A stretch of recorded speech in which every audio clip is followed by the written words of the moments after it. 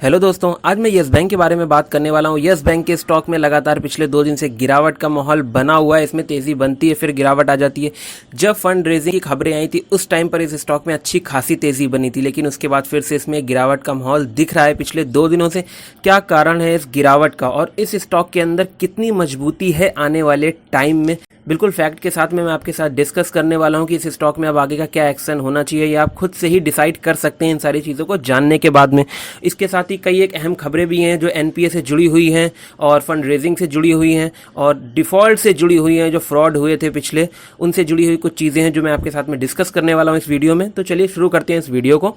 मैं सुमित आपका अपने चैनल में बहुत बहुत स्वागत करता हूं। अगर आपने अभी तक हमारे चैनल को सब्सक्राइब नहीं किया है तो शेयर मार्केट से जुड़ी सारी अपडेट्स को पाने के लिए हमारे चैनल को अभी सब्सक्राइब कीजिए। सबसे पहले हम इनका कारोबार समझ लेते हैं। कल ये स्टॉक 14.40 पर अपनी क्लोजिंग देता है। लगभग इसमें 2% की गिरावट देखी गई थी एक दिन की शानदार तेजी के बाद में।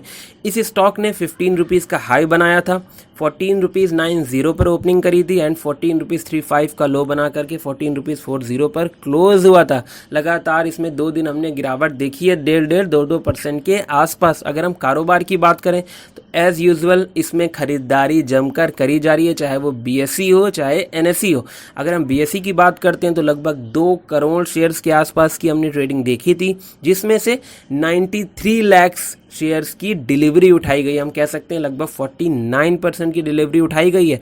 और अगर हम एनएसई में देखें तो लगभग 13.5 करोड़ के आसपास का कारोबार हुआ था, जिसमें से लगभग 6.5 करोड़ शेयर्स की डिलीवरी उठाई गई है, लगभग 48% की। तो इसमें लोगों का ट्रस्ट धीरे धीरे हमें बनता हुआ दिखाई दे रहा है और हर कोई इस चीज़ को मान रहा है कि ये स्टॉक अच्छा परफॉर्म करेगा आने वाले टाइम में, जिस तरह से यस बैंक परफॉर्मेंस कर रहा है। लेकिन कुछ ब्रोकर एजेंसीज, कुछ ऑपरेटर इतने ज़्यादा इसको लेकर के एक्टिव हैं कि इसकी अच्छी न्यूज़ेस कभी भी कर पाते हैं।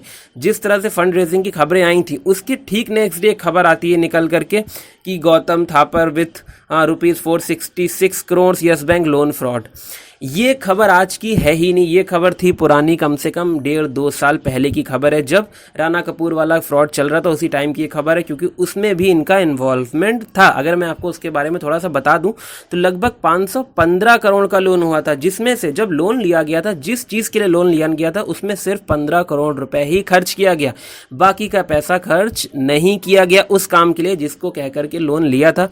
उसके लिए उनकी प्रॉपर्टी वगैरह को सर्च किया जा रहा है सीबीआई एक्शन में, और उस खबर को इस तरह से हाईलाइट किया गया कि मार्केट में भी उसका हमें प्रभाव दिखा।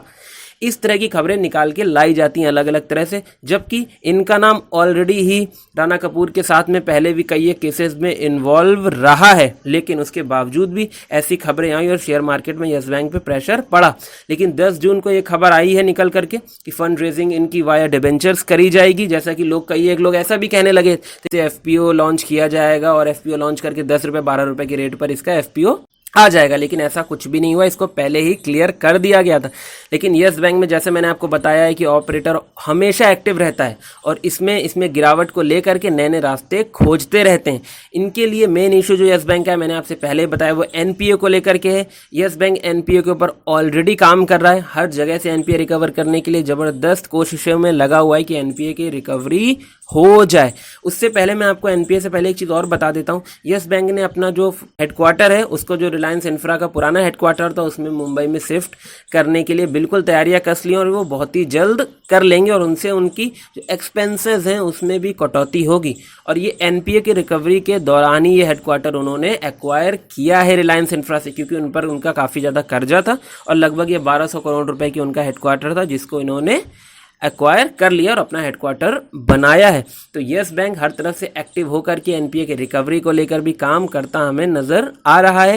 वीडियोकॉन का जो बैंकरप्ट घोषित हो गई थी 2017 के आसपास, उसको वेदांता ग्रुप जो है वो लेने की बातें कर रहा है और उसने एक ऑफर भी रखा है कि हम लगभग 3000 करोड़ में जो है वीडियोकॉन को ले लेंगे। वीडियोकॉन के ऊपर मैं आपको बता दूं, बैंक्स का लगभग 46,000 करोड़ रुपए बकाया है। वो अपने आप को बैंकरप्ट ऑलरेडी घोषित कर चुके हैं और जो वेदांता ग्रुप की फर्म है ट्विन स्टार, वो इसको लेने की विचार बना रही है। उन्होंने इसके लिए ऑफर भी रखा है कि हम भाई खरीद लेंगे उसको। लेकिन देखते हैं क्या होता है। उम्मीद तो नहीं है कि इतने सस्ते में ये कंपनी बिकेगी, लेकिन देखने वाली बात ये है कि लगातार यस बैंक के एनपीए को लेकर के हर जगह से एक्शंस आते हुए हमें दिखाई दे रहे हैं। ये इसलिए वीडियोकॉन वाली खबर आई थी क्योंकि एनसीईआरटी ने उसके लिए अप्रूवल दे दिया था। यस बैंक में जो फ्रॉड वाली खबरें जबरदस्त दौड़ाई गई हैं 2-3 दिन, इसके लिए जो सीबीआई ने उन संपत्तियों को जब्त करने के लिए छापेमारी भी शुरू कर दी है, जो कि 466 करोड़ के लगभग घपले की खबर सामने आई है निकल करके।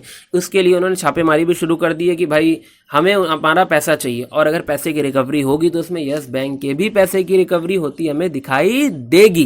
क्योंकि मेन जो इशू है यस बैंक के साथ में, मैंने आपको ऑलरेडी कई बार बताया है, एनपीए का है, और एनपीए को रिकवरी करने के लिए यस बैंक के एमडी प्रशांत कुमार हर तरफ से कोशिश कर रहे हैं। इसी के चलते उन्होंने इस बार अपना टारगेट रखा था कि वो 5,000 करोड़ तक की अपने एनपीए की रिकवरी करेंगे इस बार। उन्होंने ये प्रोविजनिंग में इसीलिए दिखा करके लॉस को सामने रखा था, जिसको लोगों ने कहा था यस बैंक बंद हो जाएगा, यस बैंक डूब जाएगा। मैं आपको एक बात और बता दूं, कोई भी बैंक इतनी आसानी से बंद नहीं होते हैं। बैंकों के मर्जर हो सकते हैं, लेकिन इतनी जल्दी बैंक्स बंद नहीं होते हैं। और यस बैंक को तो आरबीआई का सपोर्ट है, एसबीआई का सपोर्ट है। ये फंड रेजिंग भी कर रहे हैं, क्योंकि फंड रेज करेंगे तभी बैंक के पास में पैसा आएगा, तभी वो अपने बिजनेस को और भी ज़्यादा एक्सपेंड कर पाएंगे। इनको जो लॉस करने वाले बिजनेस थे, इन्होंने उसको भी बेचने का निर्णय लिया था, जिसको एक जीपीएल करके कंपनी है वो खरीद रही है लगभग 10,000 करोड़ में, जो म्यूचुअल फंड्स की इनकी कंपनी है, जिससे लगातार लॉस हो रहा था यस बैंक को। हयात होटल, उन्होंने क्या करा है, यस बैंक में उनके अकाउंट्स वगैरह से यस बैंक ने उनके अकाउंट्स को भी सीज कर दिया है, क्योंकि उनसे भी उनको पैसे की रिकवरी करनी थी, लेकिन वो पैसे का मतलब रिकवरी नहीं हो पा रही थी। इसके चलते उन्होंने यस बैंक ने अकाउंट सीज कर दिए हयात बैंक के, सारा पैसा उनका जब्त कर लेंगे। जहां तक उम्मीद दिख रही है कि आप या तो हमारा पैसा वापस करिए या फिर हम आपके अकाउंट सीज कर रहे हैं। और सिर्फ हयात होटल को वो बिजली का बिल और थोड़ी बहुत फैसिलिटीज वगैरह के चार्जेस को पे करने दे रहे हैं, बाकी कहीं भी वो पैसा विड्रॉल नहीं कर सकते हैं। यस बैंक को हम अच्छा कह सकते हैं, इसमें इन्वेस्ट करके भी चल सकते हैं, लेकिन लॉन्ग टाइम के नजरिए से अगर हम यस बैंक में काम करते हैं तो हमें आने वाले टाइम में यस बैंक से अच्छा प्रॉफिट कमाने का मौका मिलेगा। लेकिन जो लोग 10 दिन 15 दिन का नजरिया रखते हैं, उनके लिए यस बैंक में सजेस्ट बिल्कुल भी नहीं करूंगा, क्योंकि जब 2-3 क्वार्टर्स के रिजल्ट हमें अच्छे दिखाई देंगे, तब यस बैंक में स्टॉक में अच्छी खासी स्ट्रांगनेस भी दिखेगी और तेजी भी नजर आएगी। और आपने खुद भी देखा है, जब यस बैंक का स्टॉक चलता है तो यस बैंक के स्टॉक को खरीदने का मौका नहीं मिलता है। 20% तक की सर्किट देखे जा सकते हैं। उसने पिछले कुछ दिनों पहले 13 रुपए का बहुत स्ट्रांग सपोर्ट बहुत लंबे टाइम तक साध के रखा था, और अब इसने 14.5 रुपए पर अपने आप को थोड़ा सा बांध के रखा है। ये 14 के नीचे जहां तक उम्मीद है जल्दी नहीं आएगा, जब तक कि किसी तरह की मार्केट में बुरी खबर नहीं फैलाई जाएगी। पिछले 1 साल में दोस्तों कोई 1 रुपए का भी फ्रॉड यस बैंक में देखने को नहीं मिला है। आप मेरी बात मत मानिए, और भी लोग आपको व्यूज देते होंगे कि यस बैंक को लेकर के हमारा ऐसा व्यूज है। आप यस बैंक को डेटा को देखिए, यस बैंक के परफॉर्मेंस को देखिए, तब डिसीजन लीजिए। यस बैंक आने वाले टाइम में बहुत अच्छा परफॉर्म करेगा, आप इसको अपने पोर्टफोलियो में रख सकते हैं, लेकिन आप खरीद करके इत्मीनान से बैठिए। ये आपको अच्छे रिटर्न्स देगा लगभग 2 साल के नज़रिए से, अगर आप इसको खरीद करके चलते हैं। और ये 50-60 रुपए के लेवल भी दिखा सकता है, लेकिन इट विल टेक टाइम, जैसा मैंने आपको बताया। तो मेरी राय में आप यस बैंक को होल्ड करके चलिए। बाकी आप कोई भी इन्वेस्टमेंट करना चाहते हैं तो एक बार अपने फाइनेंशियल एडवाइजर से चार्ट वगैरह पर रिसर्च करने के बाद कीजिएगा। अगर आपको ये वीडियो अच्छा लगा है तो हमारी वीडियो को लाइक करिए, शेयर करिए एंड सब्सक्राइब करना बिल्कुल मत भूलिएगा। Thank you so much for watching this video.